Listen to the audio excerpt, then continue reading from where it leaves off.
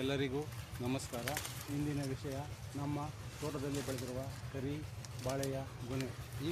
ಈ ಬಾಳೆಗೊನೆಯು ರೈತರಿಗೆ ತುಂಬ ಉಪಯುಕ್ತವಾದ ಮರವಾಗಿರುತ್ತದೆ. ಇದು ಸುಮಾರು 10 ರಿಂದ 12 ಅಡಿಗಳ ಎತ್ತರ ಬೆಳೆದು ಗೊನೆಯನ್ನು ಬಿಡುತ್ತದೆ. ಈ ಕಾಯಿಯನ್ನು ಪಲ್ಯವಾಗಿ ಸಾಂಬಾರಾಗಿ ಬಳಸುತ್ತಾರೆ ಮತ್ತು ಹಂಪೆಯ ವಿಭಾಗದಲ್ಲಿ ತುಂಬ ಅತಿ ಹೆಚ್ಚಾಗಿ ಬೆಳೆಯುತ್ತಾರೆ. ತಮಿಳುನಾಡಿನಲ್ಲೂ ಸಹ ತುಂಬ ಹೆಚ್ಚಾಗಿ ಬೆಳೆಯುತ್ತಾರೆ. ಅದಕ್ಕೆ ಆಂಬೂರ್ ಅಂತ ಕರೆಯುತ್ತಾರೆ. ಅಲ್ಲದೆ ಈ ಕಾಯಿಯನ್ನು ಚಿಪ್ಸಾಗಿ ಮಾಡಿ ಹಣವನ್ನು ಸಂಪಾದನೆ ಮಾಡುತ್ತಾರೆ.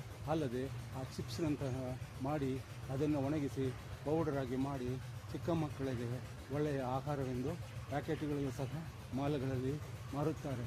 ಅಲ್ಲದೆ ಕೆಲವರು ಈ ಮರದ ನಾರನ್ನು ತೆಗೆದು ಅದರಿಂದ ಫ್ಯಾನ್ಸಿ ಐಟಮ್ಗಳಾಗಿ ಮಾಡಿ ಅದರಿಂದಲೂ ಸಹ ದುಡ್ಡನ್ನು ಮಾಡುತ್ತಾರೆ.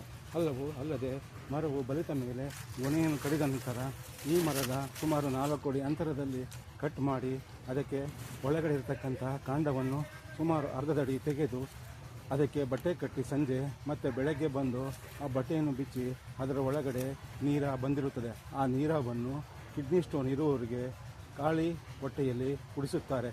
ಅದರಿಂದ ಕಿಡ್ನಿ ಸ್ಟೋನ್ ಕರಗುತ್ತದೆ ಎಂದು ಜನರು ನಂಬಿಕೆಯಾಗಿದೆ.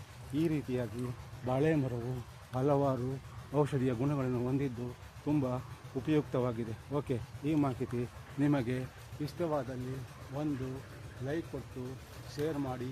ಧನ್ಯವಾದಗಳು.